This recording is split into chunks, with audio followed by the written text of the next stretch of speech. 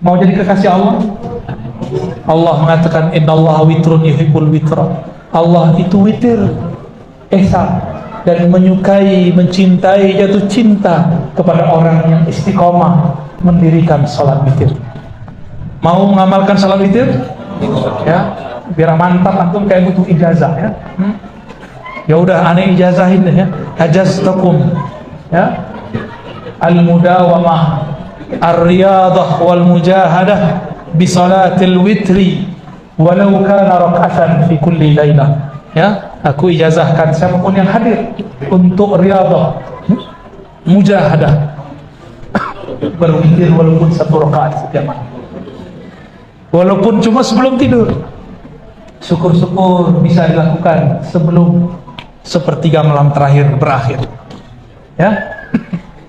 Nah, diamalkan itu 40 hari ngamalin witir, rasakan kolbunya ada rasa sesuatu nikmat di hati. 40 hari aja. Ketiduran bagaimana? Qadha, ganti di hari yang lain. Katanya kekasih ya, kalau kekasih punya waktu untuk berduaan dengan kekasihnya.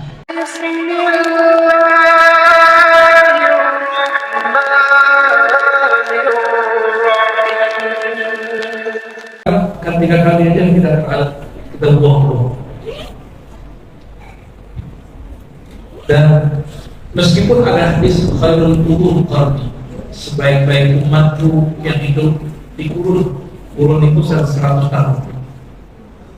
Lalu kurun setelahku, lalu kurun setelah berikut 300 tahun. Namun ada sebuah hadis di riwayat Imam Tirmizi, hadisnya juga sahih.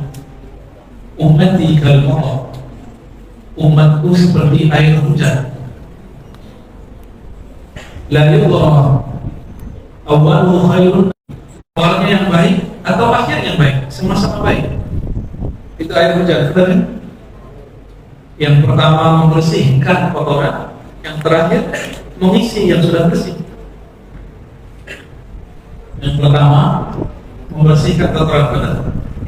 Kita kalau punya genteng, ada hujan turun, pertama kali setelah beberapa bulan nggak turun itu bersih. Setelah bersih, kemudian dia bikin udara sejuk dan lain sebagainya. Umat Nabi Muhammad SAW 3 abad pertama, mereka adalah umat syariah, umat syariah. Maka muncullah di situ 4 mazhab, muncullah 3 imam aqidah, Imam Tahawi, Asy'ari, Maturidi. Muncullah 4 mazhab tadi, Abu Hanifah, Malik, Syafi'i, Ahmad bin Hanbal. Muncullah ahli hadis, Imam Bukhari, Muslim, Abu Dawud, Tirmizi, Nasa'i, Ibnu Majah. Muncul itu semua ahli syariah untuk menjaga zaman ini. Tapi ada tugas yang belum mereka sempurnakan, yaitu tugas al-haqiqah, menjaga nilai spiritual. Maka ilmu-ilmu spiritual rohani sekarang diturunkan semua. Dulu karena Allah Ta'ala memuliakan mereka dengan syariah, maka satu hadis pun mereka tidak lupa kalau sekali dengar.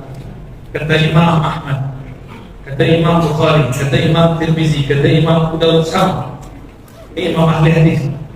Ma sami'tu hadisan fanasitu, tidaklah pernah aku mendengarkan satu hadis lalu aku lupa. Kalau Bapak Ibu ini tidaklah aku dengar satu pengajian kecuali aku pasti lupa. Ya, tidaklah aku dengar satu hadis melainkan aku bertanya-tanya, itu hadis barusan apa? Orang kita ya, zaman apa nih? Zaman micin atau zaman micin? Kita makan, di semua makanan kita ada zat-zat kimia penyedap, penguat rasa. Ini melemahkan hafalan. Jadi kalau kita mau berlomba fastabiqul khairat umat terdahulu, dengan hafalan kita kalah. Jadi jangan terlalu paksa anak kita menghafal. Ya, hafal Quran, tidak ada jaminan hafal Quran itu benar. Karena yang membunuh Sayyidina Ali hafal Quran. Nanti dia akan memusuhi Imam Mahdi, itu juga hafiz Quran. Nabi sendiri yang berbicara. Yatluna ayatillah ya Allah, mereka hafal Quran, mereka punya hafal Quran, tapi imannya tidak sampai ke dalam dada. Berarti Yang dipentingkan di akhir zaman ini tidak hanya hafalan penting untuk jadi imam, untuk umat tidak adil, tapi yang paling penting adalah isi dari dalil di zaman ini. Oleh karena itu pensyarah penjelas hadis ini, mereka mengatakan umat terdahulu dimuliakan Allah dengan syariat, umat akhir zaman dimuliakan Allah dengan hakikat. Bapak Ibu, kira-kira musuh kita siapa di akhir zaman? Setiap nabi mengatakan hati-hati terhadap sosok ini, namanya Dajjal. Nabi Muhammad mengatakan sallallahu alaihi wasallam, kullu nabi, setiap nabi mengingatkan umatnya mengenai kedatangan Dajjal. Setiap nabi, hatta Nabi Nuh. Tapi tidak ada seorang nabi pun yang langsung face to face berperang sampai akhir dengan Dajjal kecuali umat Nabi Muhammad sallallahu alaihi wasallam. Terkait musuh kita bukan nabi, wali juga belum tentu. Mau lawan Dajjal, itu Nabi Musa aja melihat Dajjal mundur. Nabi Zakaria disembelih sama dia. Musuh kita sangat besar ini. Ustaz ini kurafat dongeng. Dajjal itu sudah sosok, Dajjal itu sistem. Ini orang kayak nggak ngerti ya. Komputer itu ada sistem, tapi yang buat sistem siapa? Manusia kan? Anggaplah Dajjal itu sistem, tapi kan ada yang buat. Itu orang. Siapa yang itu yang Allah sembunyikan? Tapi gak usah khawatir. Imam yang disebut oleh Nabi ketika bumi dipenuhi oleh ketidakadilan, yang mulia al-mardu jawra, ketika bumi dipenuhi dengan ketidakadilan wa zulma, penganiayaan. Ini bukan urusan politik, ini urusan global, bumi. Ya, ini bukan urusan partai A, partai B. Harus move on, ya. Harus move on, jangan ngomong bab politik dalam negara lagi. Ini sudah politik dunia. Di saat itulah Allah yang bahas rajulan minni, kata Nabi, seseorang dari golongan, dari keturunan. Maka di mana-mana saya sampaikan, salah satu ajaran Ahlus Sunnah yang sangat penting di akhir zaman adalah rajulan minni min waladi Fatimah, seseorang dari keturunan Fatimah. Apa yang saya maksud? Menghormati zuriat Rasulullah SAW. Zuriat Rasulullah ini macam-macam. Ada politiknya A, ada politiknya B. Bukan itu yang saya maksud. Yang saya maksud yang akan Allah putuskan di akhir zaman. Mengenai Habib A begini, Habib B begitu, kita tetap cinta kepada mereka walaupun mereka berbeda. Ya. Tapi kita boleh memang berbeda. Boleh memilih salah satu Habib, atau kita tidak memilih pendirian salah satu Habib dalam bab politik. Kenapa? Politik itu ijtihad. Ya. Ijtihad kita boleh pilih, boleh kita berbeda tanpa mengurangi rasa hormat. Ada Habib Lutfi, ada Habib Rizik, ya benar. Maka kita saling hormat kepada dua Habib ini. Tapi mereka berbeda politik. Satu projo, satu pro. Satu lagi Habib PA. Bapak Ibu yang berkata Allah, jangan lagi main di wilayah ini, sudah mulai besar. Dan ciri-ciri Ahlus Sunnah akhir zaman menghormati zuriat Rasulullah. Kenapa? Karena dari zuriat Rasulullah muncul imam akhir zaman. Berarti ciri-ciri di bisik-bisik rahasia kita ya, ciri-ciri musuh akhir zaman. Dia tak percaya Mahdi, ya, kita aja tahu ya. Ini bahaya. Kalau ada kelompok tak percaya ada zuriat Rasulullah, itu pasti untuk Anda. Dan bisik-bisik kita selesai. Ya, ini merupakan. Jadi saya tidak akan bicara lagi sifat 20. Saya nggak bahas itu. Saya bahas mauqif Ahlus Sunnah di akhir zaman. Pendirian Ahlus Sunnah di akhir zaman. Ya. Maka ahlu sunnah di akhir zaman mereka tidak lagi masalah ngomongin politik lokal, itu terus sedikit. Nggak lagi ngomongin pro vaksin, anti vaksin, terlalu biasa. Udah masuk ke bab kerohanian sudah. Nanti jika bukan wali Allah, kasih Allah pasti jadi kafir ketemu Dajjal. Mukmin biasa lewat Dajjal. Harus mukmin yang khas, mukmin yang khawas, mukmin yang wali Allah. Yang jadi kekasih, kekasih punya rahasia, bukan kekasih punya. Bapak Ibu ini punya usaha nih, penjomblo, seperti itu. Punya rahasia nggak masalah kita? Mungkin nggak kita ceritain ke orang lain. Itulah kekasih. Bainahu wa baina habibi sir, antara dia dan kekasihnya ada rahasia. Huwa ma'a habibi, dia dan kekasihnya. Yamin ila khalqah, dia suka bersepi-sepi, suka bersepi-sepi, suka berduaan kekasihnya. Itu sebabnya seorang pencinta Rasulullah selalu suka menyendiri. Dia berselawat dalam kesendirian. Ada dialog rohani antara dia dan Rasulullah. Jawab-jawaban Allah salli ala sayyidina Muhammad. Seakan-akan dia benar Rasulullah menjawab. Ya, Nabi sendiri yang mengatakan, kata Allah alaihi salam, aku nanti balas salam. Karena Nabi ini ruhani, maka yang hanya dapat mendengarnya orang yang sudah mempunyai kesadaran Tuhan. Orang-orang seperti inilah yang nanti akan dapat membersamai imam akhir zaman. Ya, yang rohaninya sudah sadar, bukan mencocokologi lagi, enggak. Karena dalam hadis Imam Ahmad dikatakan nanti, ya, setelah itu kata Rasulullah akan ada khilafah Rasyidin, khalifah Rasyidin. Sudah lewat, Sayyidina Ali wafat habis. Setelah itu mulkan, Amdon, kerajaan, monarki. Kerajaan itu bukan sistem Islam, itu diadopsi dari Persia, diadopsi dari Romawi. Statusnya sama dengan demokrasi. Jika kita harapkan demokrasi, maka haram juga kerajaan.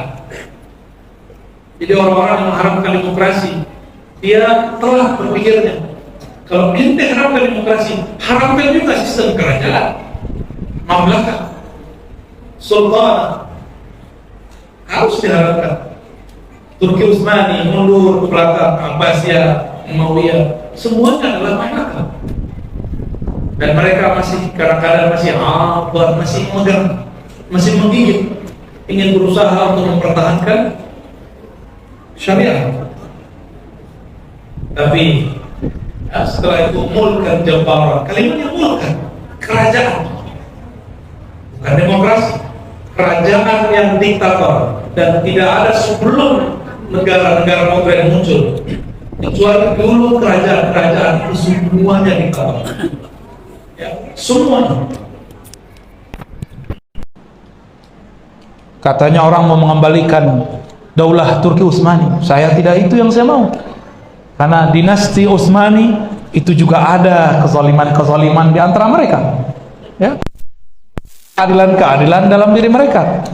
Gak sempurna. Saudara bunuh saudara, paman bunuh ponakan. Itu terjadi di masa Abbasiyah, di masa Umayyah, di masa terakhir Turki Utsmani. Bukan itu daulah yang mau kita bangun. Bukan daulah Islamiyah begitu yang kita impikan, ya. Maka di masa transisi itu muncullah demokrasi. Walaupun sejarahnya sudah lama, tapi berkembang sekarang di semua negara. Inilah cara Allah menghancurkan sistem diktator. Sekarang ini sediktator-diktator pemerintah masih bisa di demo, benar nggak? Bapak ini nggak mau vaksin nggak apa-apa, cuma tidak dapat peduli lindungi. Ya. Tapi orang Indonesia sebandel-bandelnya sudah 80-90%, Pak. Di kampung tempat virus itu muncul, itu belum selesai itu. Mungkin 70% aja belum barangkali. Inilah rahasia Allah. Negeri kita dibuat berpulau-pulau karena virus satu pulau tutup, selesai. Orang kita ini hidupnya santuy, ya benar, sangat-sangat santai. Hujan ya, masya Allah. Santai ya? Santai, karena musim kita cuma dua Pak, hujan dan hujan lagi. Kalau di Eropa musimnya 4, hujan. Ya, bukan hujan, nggak ada musim hujan. Musim dingin, musim semi, musim dingin. Yang bener nih. Waduh, geografinya nggak ada bener ini ya. Ya sudahlah. 4 musim mereka. Maka mereka tuh nggak ada hidup santai. Nggak ada hidup santai. Jepang yang mereka jualan mobil ke kita kan beli mobil mereka Pak. Itu penjajahan baru atau kenikmatan baru, terserah Bapak. Ya, kalau kita beli berarti kita menikmati. Itu mereka setiap hari bolak-balik, mobilnya punya tapi nggak dipakai, mereka naik kereta. Orang Jepang sebagian sudah mulai sadar, mereka yang tadinya ketiduran di kereta tidur berdiri Pak. Saya yakin orang Balikpapan tidak ada yang pulang kerja tidur lagi naik motor. Nggak ada, santai kita ini. Mereka tidur lagi, duduk langsung ngorok. Begitu lelah hidup mereka, keras. Gaji mereka tinggi. Gaji tinggi kan kalau di kurs rupiah, tapi biaya hidup biasanya kan luar biasa. Kita bisa hidup 2 juta di sini, di sana 20 juta sama. 2 juta di sini, 20 juta sama Pak. Pilih mana? Mau di Jepang, di sini? Antum ini baru ditakut-takutin dikit.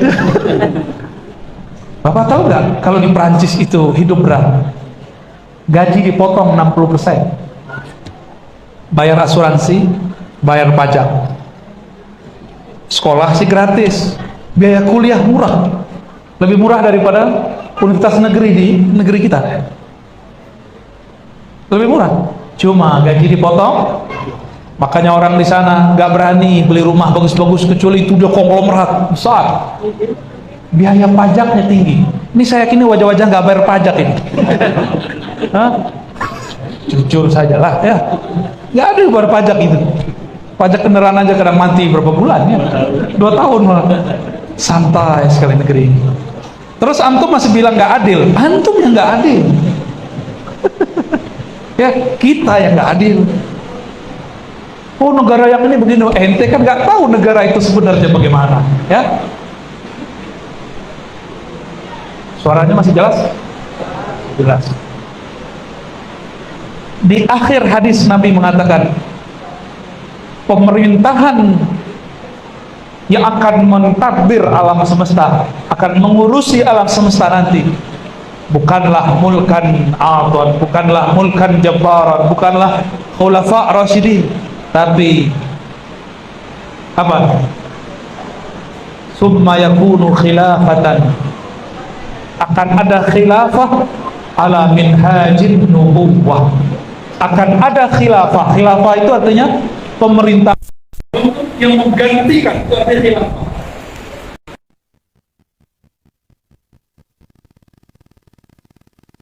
Sebenarnya bukan demokrasi, bukan monarki, bukan diktator, tapi ala minhajin nubuwah, sesuai dengan manhaj kenabian. Apa arti manhaj kenabian? Bukan ngomong sunnah bid'ah. Minhajin nubuwah, nubuwah artinya i'lamullah ala walihi aw nabihi. Allah mengajari langsung kekasih-kekasih.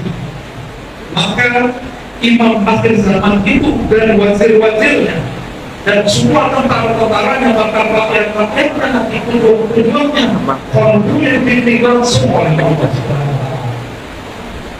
dibimbing langsung oleh Allah. Itu yang disebut minhajin nubuwah, bukan bid'ah yang orang. Ya, itu bukan minhajin nubuwah, itu minhaj lawan namanya. Kita itu sabar bertahun-tahun ya, dipindahin kita dia. Siapa yang lagi? Sampai belum. Jangan syirik, ayo kita ilmu. Giliran kita jawab, yang mungkin kita. Setelah kamu lah ya. Maka saya berpikir kita harus bangkit. Kita harus menjaga sesama kita. Jadi saya tidak ada niat menghidupkan mereka. Niat dari masalah. Apa niat saya? Mempertahankan akidah kita. Itu saja.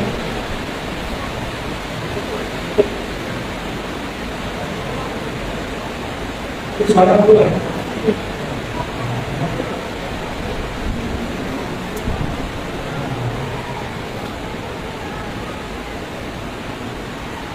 Khilafah ada minhajin Allah. Jadi si khalifah ini dia bergerak bukan dalam ijtihad, gerakan-gerakan ilham di dalam dirinya. Itu yang disebut nubuwah. Karena Nabi tidak ada lagi setelah Nabi Muhammad. Hatta jika turun Nabi Isa, Nabi Isa pun tidak lagi menjabat sebagai Rasul dan Nabi. Dia menjabat sebagai wali. Karena Nabi mengatakan la nabiyya ba'di, tidak ada lagi Nabi setelah aku. Ya.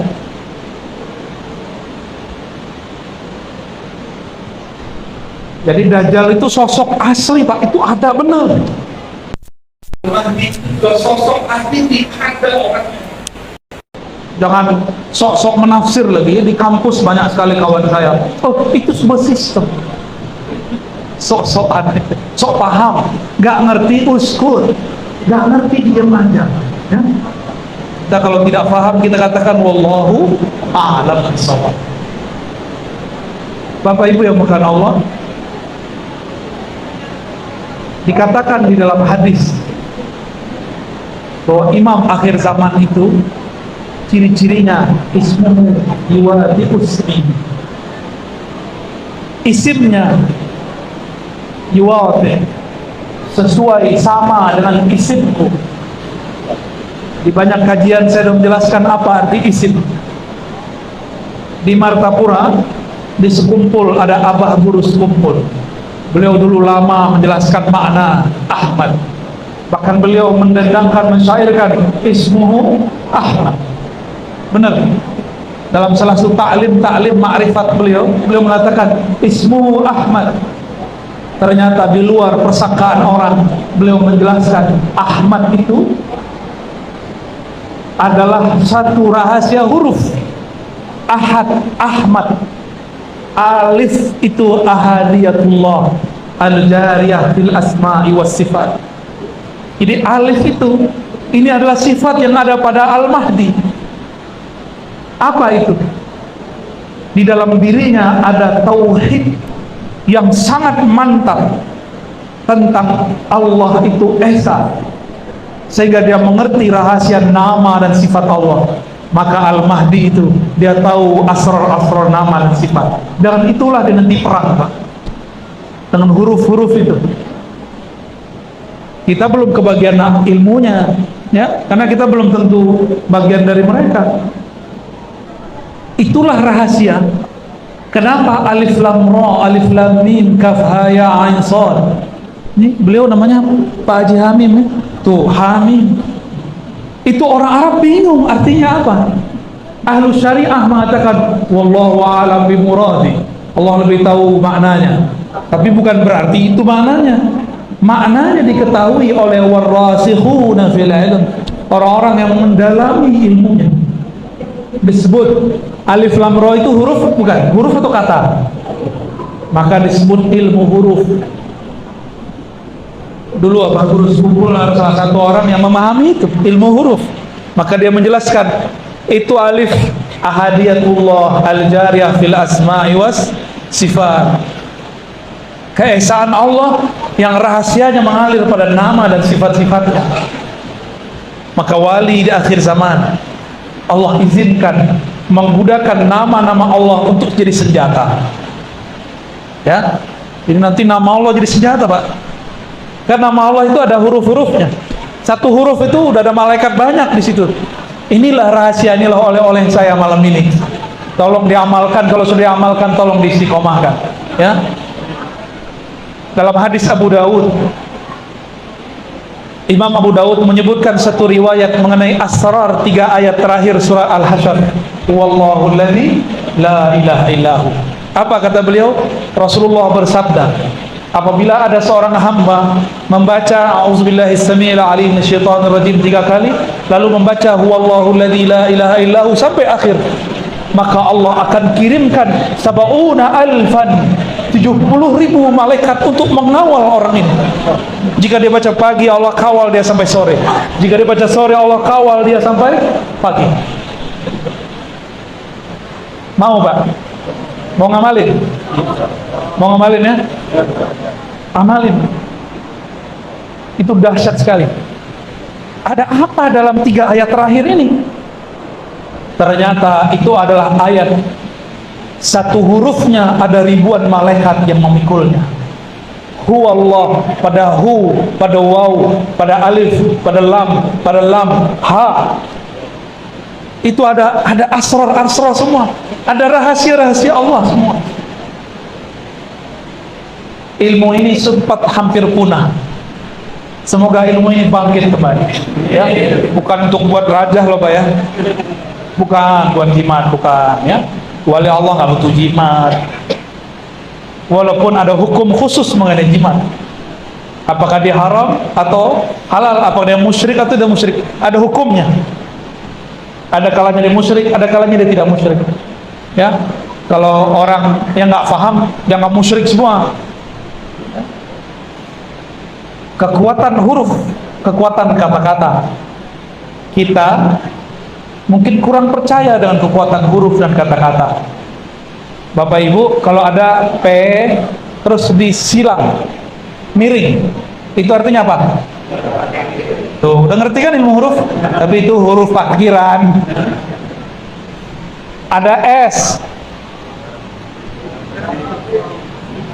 disilang juga tuh, dimiringin juga tuh, dilarang, berhenti. Kalau C disilang ada nggak? Dilarang, jatuh cinta. Itu nggak ada Pak, itu bid'ah malam itu ya.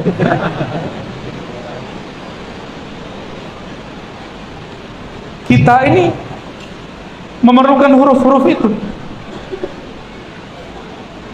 Beliau namanya Hamim, orang tulis pakai KH, Kamim. Mau nggak Pak Haji? Nggak mau, satu hurufnya nggak mau ditambahin. Ya, begitu kita menghargai satu huruf. Oleh karena itu, salah satu ilmu para wali di akhir zaman adalah mengerti rahasia-rahasia huruf. Ya. Ilmu ini bukan lagi ilmu yang di kitab, tapi dia ilmunya sudah yang dari dalam dirinya. Karena minhajun nubuwah, karena dia dibimbing oleh Allah. Sedangkan yang di kitab berlaku untuk masa lalu, masa depan. Ada muncul revisi-revisi baru, ada asrar-asrar lain. Semoga kita kebagian dapat ilmu itu nanti, ya. Karena kalau nggak dapat ilmu itu, kita akan selalu ngomong, wallahu a'lam bimuradi. Hanya Allah yang tahu maknanya. Lah kapan lagi kita bisa paham? Coba nih ada tulisan Hamim, apa artinya? Tanzilul kitabi. Terus apa kaitannya Hamim dengan Tanzilul kitab? Ada Pak rahasianya. Alif lam mim dzalikal kitabu. Ada rahasianya semua itu. Maka Nabi mengatakan, Nabi sudah kasih semacam sindiran-sindiran atau semacam isyarat-isyarat. Bukanlah ya alif lam mim itu satu kata, tapi yang diberikan pahala satu alif satu pahala. Alif satu pahala, lam satu pahala, mim. Apa yang membuat dia berpahala? Karena di dalamnya ada asrar-asrar. Itulah yang kemudian Nabi kunci dengan kalimat, siapa yang membaca huwallahu alladzi la ilaha illahu alimul ghaibi wasyahadah warrahmanur rahim wallahu alladzi la ilaha illahu al-malikul quddus salamul mu'minul muhaiminul azizul jabbarul mutakabbir subhanallahi amma yusyrikun. Terus wallahul khaliqul bari'ul musawwirul lahul asmaul husna yusabbihu lahu ma fis samawati wal ard wa huwal azizul hakim. Amalin Pak ya, pagi sore. nggak sempat pada subuh, pada duha, nggak sempat pada asar, pada maghrib. Semampunya ketinggalan qadha baru disebut wirid. Kapan orang disebut berwirid ketinggalan dia ganti? Ya, kapan seseorang disebut punya gaji tetap? Dia sakit pun gaji masih masuk. Ya, orang berwirid dia punya gaji rohani namanya warid. Mau dapat gaji rohani namanya ma'rifatullah, namanya asrar rahasia. Maka jangan pernah melalaikan kedisiplinan dalam beramal. Masa kita kerja, nih kita kerja nih, pekerjaan kemarin belum selesai, kita selesai hari ini. Ya, wirid kemarin ketinggalan, masa tidak diselesaikan sekarang? Berarti kita ini lebih cinta kepada gaji saku rupiah yang nggak bisa dibawa ke dalam kubur, nggak berlaku. Sogok mungkar nakir nggak mau dia. Mungkar nakir lihat, nggak laku. Ya, nggak bisa dia. Maka harus punya wirid. Apa arti wirid? Zikir, amalan, bacaan yang sudah dirutinkan. Orang punya wirid, maka dia punya gaji rohani namanya warid. Kalau sudah rutin, wirid, warid, ada satu kata yang unik. Ini bukan cocok logi, tapi ini ilmu huruf. Ada bunga disebut wardah. Apa artinya? Harum nggak itu bunga? Benar? Maka orang yang berwirid, ketika sudah rutin, rohaninya akan menyebarkan bau semerbak harum, aroma yang sangat harum. Mulutnya sih bau jigong, ya, tapi rohaninya harum, dan ini dapat dikenali oleh ahlinya. Orang-orang yang Allah kasyafkan penciuman batinnya dapat mencium bau itu, harumnya bukan main. Inilah yang dikatakan oleh Imam Yahya bin Mu'az Ar-Razi, wali-wali Allah itu aromanya, wewangian yang ada di dalam spiritualnya, batinnya dapat dicium, dapat dilacak oleh ahlinya. Ya, dapat dilacak oleh ahlinya. Nyaman nggak sama orang yang harum? Nyamankah sama orang yang tidak harum? Bau ketek. Makanya antum nih sunnah nih pakai itu tuh deodoran tuh ya. Itu sunnah Pak. Pakai ya. Apakah mereknya terserah? Pakai. Bau. Masa masuk masjid bau? Mau katanya pejuang tapi bau. Harus pakai Pak. Karena bagian yang terlipat di badan ini bau. Emang kita ini asalnya bau. Akhirnya nanti akan jadi bau. Tapi yang bau kembali ke tanah, yang nggak ke tanah ini yang kita jaga-jaga. Itu yang tercium harumnya oleh ahlinya. Ya, siap punya wirid? Ya. Saya lihat itu ada tulisan Ratibul Haddad. Ya? Sekali seminggu itu pelit amat antum. Nah, tuan anak juga, bapak-bapaknya apa? Ratibul Fulus, bagi duit. Ya punya itu kan amalan masjid jama'i. Di rumah kita harus punya amal sendiri. Wirid, ini yang disebut wirid. Mau jaga wirid? Tadi minimal 3 ayat terakhir dari surat Al-Hasyr, dimulai dengan a'udzubillahi samiil alim minasyaitonir. Ini insyaallah saya dari kecil, dari umur 10 tahun kami sudah mulai melazimkan sampai hari ini. Sempat ketinggalan ketika umur 11 ya. Agak badung-badung dikit umur 11 tahun ya. Tapi habis itu balik lagi alhamdulillah sampai sekarang. Kalau ketinggalan ini kita baca seingatnya. Kalau sekarang saya qadha biasanya. Dan kita merasakan asrarnya luar biasa. Ya. Asrarnya luar biasa karena setiap kekasih-kekasih Allah pasti kalau rindu dia sebut nama Allah. Kekasih itu kalau dia kangen tiba-tiba nama kekasihnya keluar. Kekasihnya siapa Ustaz? Betty. Ya, pasti begitu. Kita kangen seseorang, lagi mau tidur bolak-balik, ya, keluarlah namanya, walaupun sudah punya pasangan yang sah. Mungkin dulu punya kenangan kali ya. Kenangan itu yang muncul. Tapi kenangan bisa ditumpuk Pak dengan kenangan baru. Tenang, maka buatlah zikir-zikir baru. Zikir itu adalah kenangan baru. Ya. Udah 7:30. Habis ini ada lagi. Kholas ya? Udah? Belum?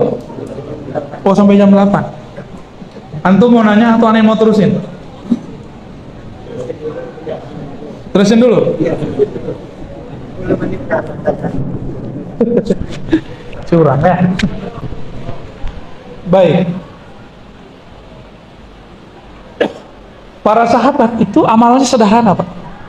Sayyidina Ali punya amalan namanya zikir Fatimah. Sebelum tidur dia baca subhanallah 33, alhamdulillah 33, Allahu akbar 33, ditutup la ilaha illallah. Sayyidina Ali tidak pernah tinggalkan hatta dalam musim perang.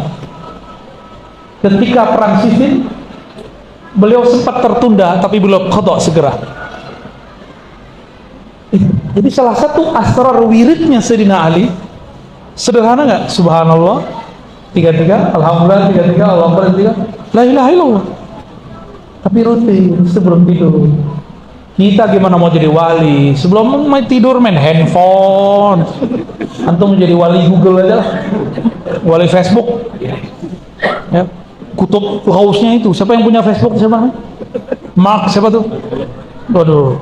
Katanya dia sekarang mau buat yang baru namanya Metaverse. Ya. Kata kawan saya, kau ini masih maulid aja. Si Mark udah buat Metaverse. Lah apa urusannya sama saya? Buat aja Metaverse.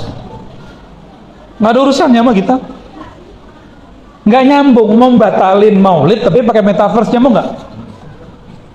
Ada lagi kawan saya, setiap tahun kita ditanya orang hukum mengucapkan ini, kita jawab dengan fatwa ulama.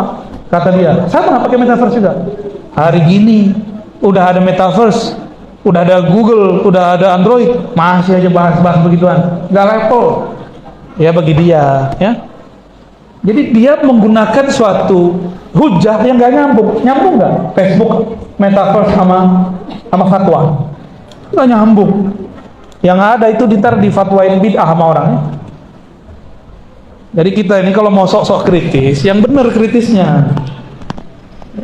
Umat bertanya harus dijawab, jangan dicuek-cuekin doang ya.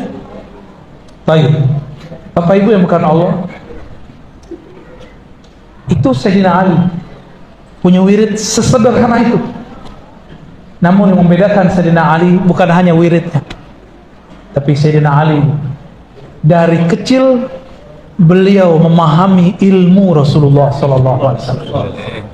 Inilah yang membuat Sayyidina Ali menjadi babul ilm, pintunya ilmu. Wajahnya tidak pernah sia-sia, selalu menghadap kepada yang baik. Maka Allah muliakan dengan karramallahu wajah. Ya. Sayyidina Ali, beliau itu karena rutin berzikir. Allah berikanlah rasa yang tetap. Nah, ini rahasia. Tapi sudah dibuka. Kenapa kita tidak bisa istiqomah khusyuknya? Karena kita tidak punya keistiqomahan dalam berwirid. Karena tidak istiqomah dalam berwirid, maka rahasia khusyuk tidak turun secara konstan, secara abadi, secara terus menerus. Khusyuk itu kan salah satu rahmat Allah. Dekat kepada yang punya nama, dekat kepada yang punya rahmat, dikasih. Cuma kan kita jauh. Sayyidina Ali satu kali dia perang, punggungnya kena panah. Bisa bayangin Pak, kena panah. Kukunya atau jarinya pernah kemasukan jarum nggak? Atau itu tuh duri-durinya jeruk pernah? Atau lagi megang kayu nih, tahu-tahu keluar tuh, zup, pernah nggak? Sakit nggak? Sakit. Ini panah nancep di punggung, lebih dari satu. Tidak disebutkan berapa di riwayat itu. Sayyidina Ali, karena dia istiqomah bertuhan, dia istiqomah bercengkrama dengan Allah, dia istiqomah dalam bermunajat, bermesraan dengan Sang Maha Kekasih. Orang kalau asik dengan kekasihnya, lupa dengan sakitnya. Maka dia mengatakan, wahai tabib, Jangan engkau cabut di saat aku sadar. Cabutlah di saat aku bermunajat kepada Allah. Maka dia katakan, mana kiblat? Tunjukkan kiblat ke arah sana, maka dia sholat. Takbirlah. Baru takbir badannya bergetar. Hilanglah rasa sakit, karena sakit itu bukan Allah. Allah lah yang maha besar. Selain Allah kecil. Panah itu kecil, sakit itu kecil, senang itu kecil. Lupalah ia dengan kata senang, lupalah ia dengan kata sakit, lupalah ia dengan kata sehat, lupalah ia dengan kata sembuh. Di saat itu dia kemudian ruku. Allahu Akbar. Itu panah dipegang, Pak. Sehingga ketika dia ruku, panahnya tercabut. Darahnya nggak muncrat keluar. Kenapa? Darahnya ikut ruku. Ternyata Sayyidina Ali salah satu periwayat bacaan ruku yang jarang dibaca orang. Saya masih ingat lafaznya. Ini kalau salah tolong diingatkan. Apa bacaannya? Raqa'alaka sam'i wa basari. Ya Allah, ruku tunduk kepada Engkau. Sam'i wa basari. Pendengaranku dan pandanganku, wadami walahmi wa izami, ikut juga ruku darahku, tulangku, dagingku, semua yang ada pada diriku ikut ruku kepada Allah. Maka tidak ada darah saat itu pun yang netes, kecuali darah yang nempel pada panah. Ikut ruku bersama Allah. Ya, itu Sayyidina Ali, karena dia istiqomah bertuhan, karena dia setia kepada Allah Subhanahu wa ta'ala. Kita udah setia loh kepada Allah. Ini saya mau tanya nih Pak, malam tadi witir nggak? Witirnya sekali setahun ya? Nunggu bulan Ramadan? Mau jadi kekasih Allah? Allah mengatakan innallaha witrun yuhibbul witra. Allah itu witir, esa, dan menyukai, mencintai, jatuh cinta kepada orang yang istiqomah mendirikan sholat witir. Mau mengamalkan sholat witir?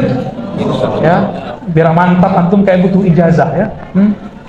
Ya udah, aneh ijazahin deh ya. Ajaztakum ya.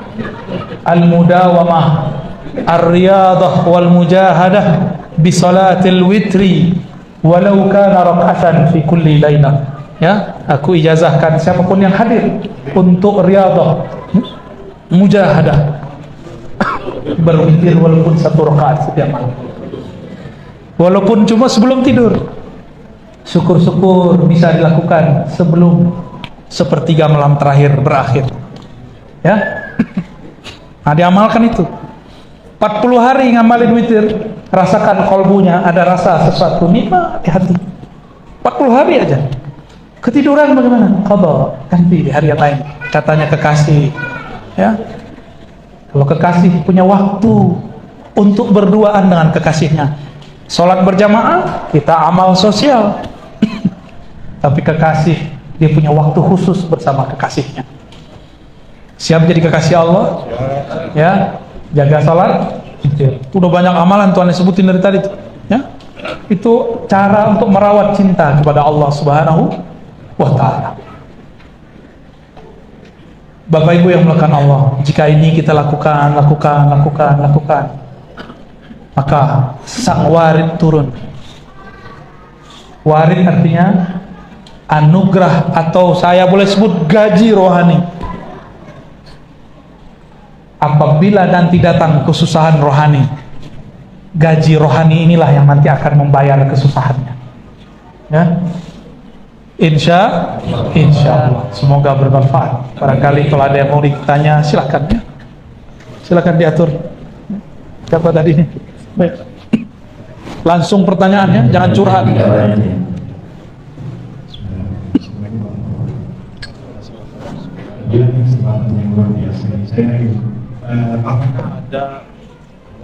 Apakah ada yang bisa dipakai? Nggak usah pakai.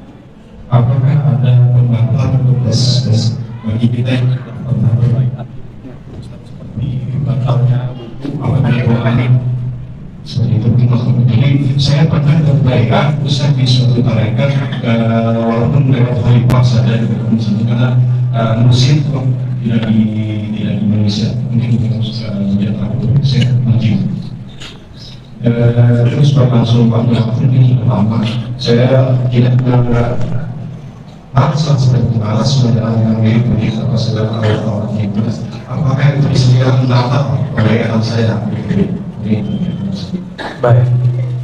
Isi baiat tarekat sebelum Imam Mahdi mempersiapkan barisannya, itu semuanya tarekat-tarekat riyadhah, zikir-zikir, ijazah-ijazahan, baiat-baiat. Ya.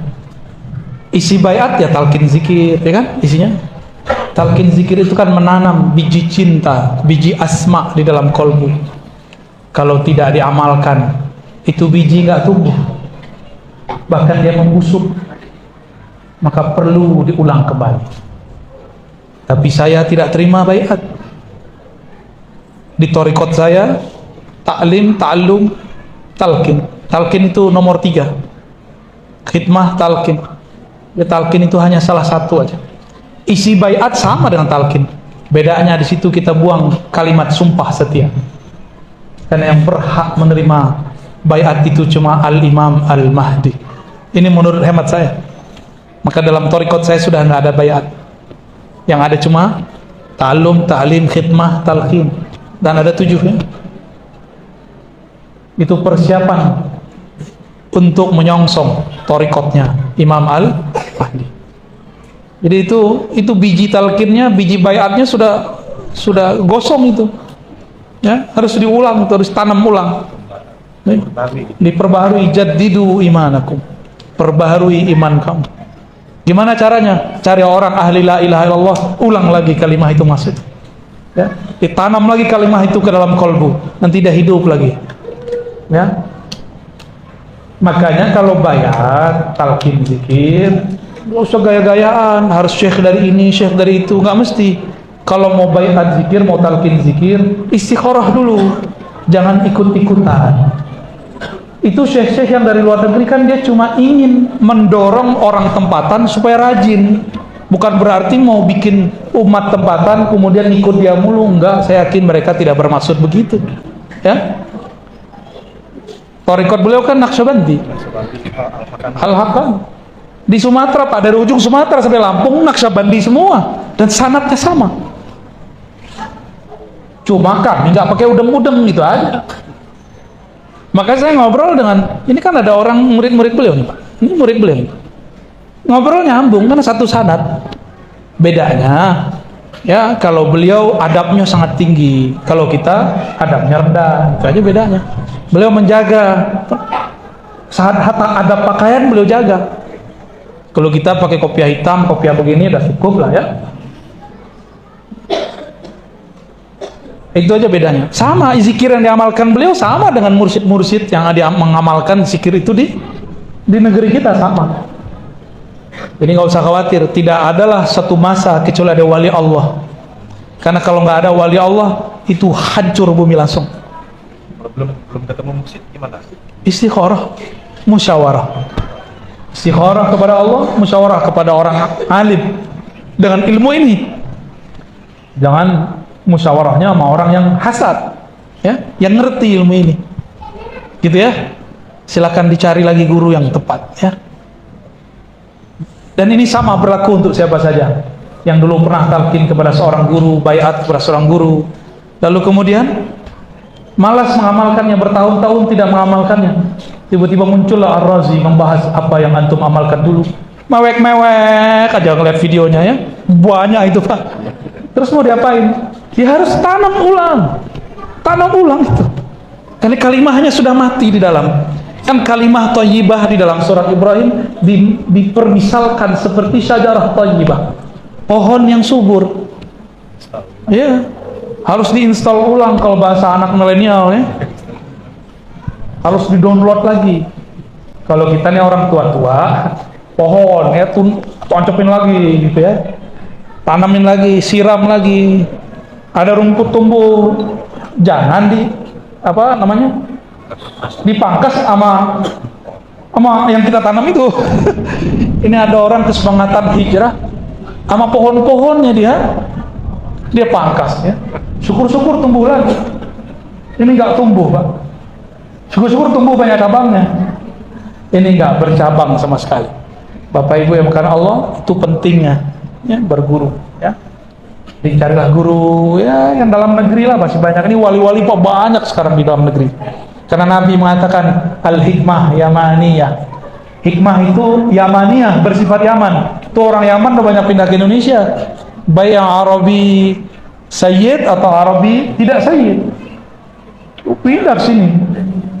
Dari masa sebelum para habaib ini dianggap habib, Musa Azmat Khan dulu sudah ada sini. Ya, alhamdulillah. Jadi nggak usah khawatir ya, nggak usah khawatir. Tenang aja. Wali tidak akan pernah sepi mengisi bumi. Karena kalau wali hilang, hancurlah pasak bumi. Pasak bumi itu ada pada kalimah Allah, Allah yang hidup di kolbu mereka.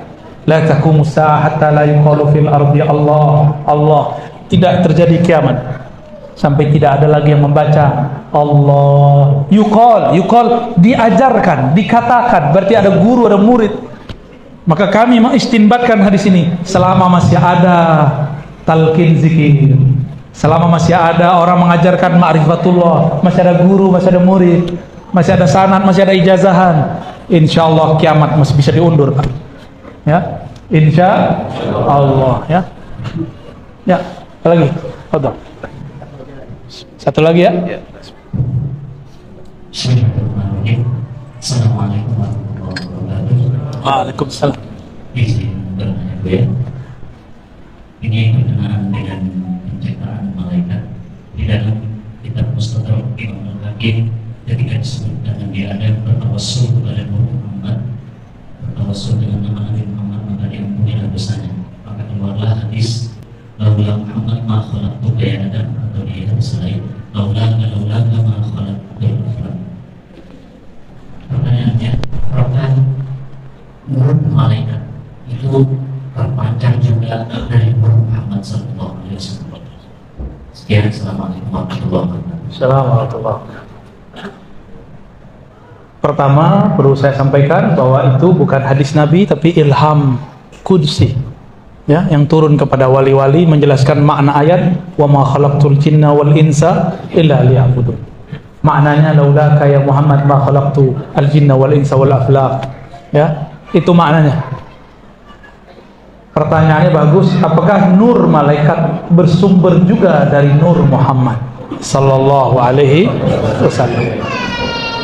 Ini kita kasih tahu, malaikat itu Pak beda sama kita. Kita punya tubuh kasar, dia punya tubuh halus. Jadi tubuh kita disebut jisim.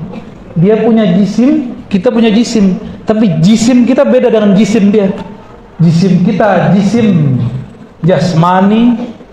Lalu kita punya juga yang halus, yang latif, yang kathif. Sedangkan malaikat itu punya jisim tubuh yang halus. Sama-sama dicipta dari nur Nabi Muhammad sallallahu alaihi wasallam. Semuanya sama. Dalam ilmu asrar itu disebutkan bagian mananya nur. Nah, itu ada, tapi itu rahasia ya. Saya nggak boleh sebutkan dulu di sini. Adam, Nabi Adam itu dari bagian apanya nur. Tumbuhan dari apanya nur. Itu semuanya ada. Jadi nur Nabi Muhammad itu ada struktur di dalamnya. Bagian mana jadi apa? Termasuk setan. Iblis itu bagian bayang-bayangnya itu yang gelap itu jadi syaitan ya gitu.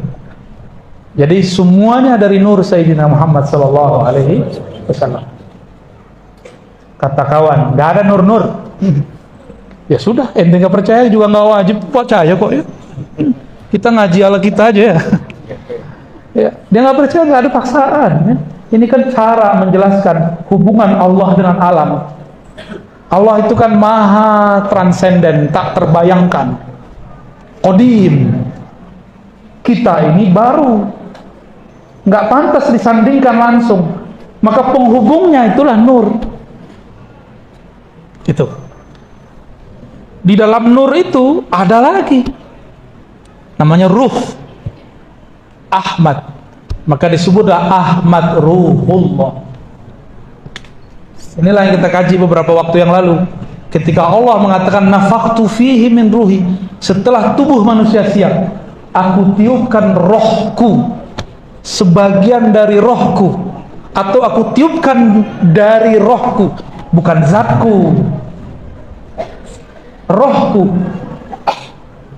Dalam ilmu hakikat ada ungkapan ahad zatullah, Ahmad ruhul, berarti rohku di situ siapa? Ahmad. Jadi kita ini roh kita dari Ahmad, tubuh kita dari Nur Muhammad. Paham? Maka tidak ada di alam semesta ini kecuali dari Nur Muhammad sallallahu alaihi wasallam. Tapi roh yang dari Ahmad itulah nanti yang akan kenal Allah, yang akan menjadi kekasih Allah, yang akan jadi mukmin billah. Semoga ruh kita termasuk. Amin ya rabbal alamin. Ya, sudah mau jam 8. Ternyata masih ada taklim lagi di sini. Di mana? Al Munawwar. Yang mau ikut lagi silakan ya.